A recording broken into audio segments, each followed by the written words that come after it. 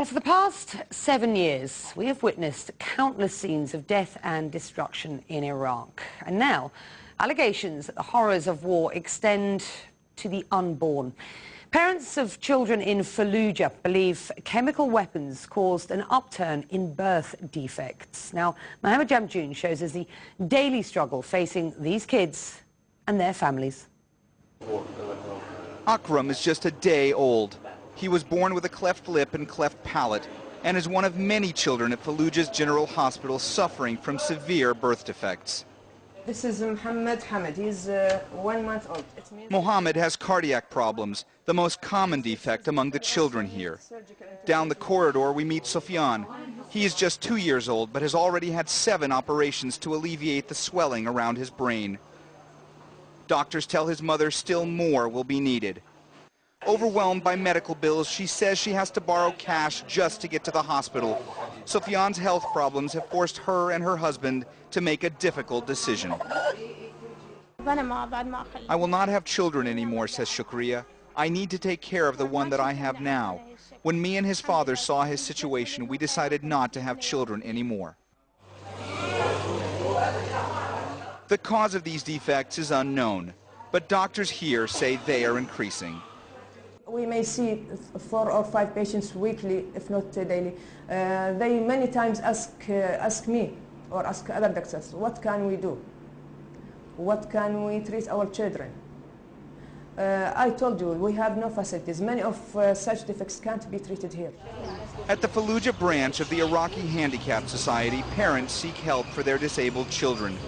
Since 2004, Hussein Matroud says he has seen a sharp rise in the number of deformities. The number increased after the military operations that took place in Fallujah in the first and second state of the operations, says Hussein. They used all kinds of weapons, even the forbidden ones. In 2004, U.S. forces launched 2 major offensives to clear insurgents from Fallujah. Large parts of the city were reduced to rubble. Hundreds of tons of munitions were used. There is a concern for the people of Anbar and the people of Fallujah that they were exposed to weapons effects, says Iraq's Deputy Minister of Health. But to be scientifically accurate, we don't have the accurate scientific analysis to prove this case so far. Many residents believe the weapons used release toxic chemicals that are causing these deformities. 5-year-old Zahra was born with 6 fingers on each hand and 6 toes on each foot. Her mother was pregnant with her when the Fallujah offensive began. Her father blames American weapons. They bombed the house. They claimed we were terrorists, says Mohammed. I told them that it is just me and my wife. We were just married 3 months ago. And he is still angry. We were comfortable, he says. Then the occupation came. Our families were destroyed. My child is not the first child that got this in Fallujah. Hundreds, maybe even thousands of children are suffering. 2 years after Zahra was born, Mohammed and Rana had another child, a son named Abdurrahman. His deformities were even worse, and he died just 3 days after being born. Rana also rules out having any more children.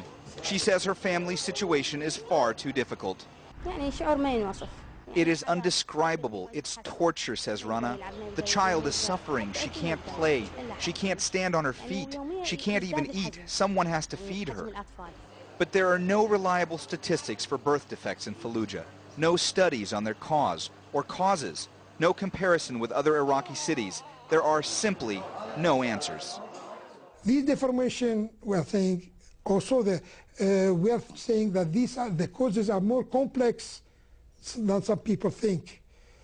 We are not denying the existence. We are saying that it is more, and understanding the complexity is necessary, is important, so that we can deal with the problem. Now the World Health Organization plans to investigate, saying in a statement to CNN that it wants to verify and confirm the increase in the differential incidence of the cases of the birth defects. At the hospital, Dr. Abdul Ghani says the international community has to help.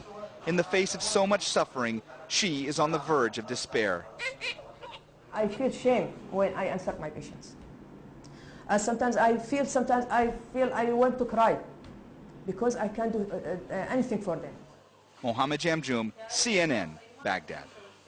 Well, the US Defense Department tells CNN it takes public health issues very, very seriously and is aware of the reports of a rise in birth defects in Fallujah.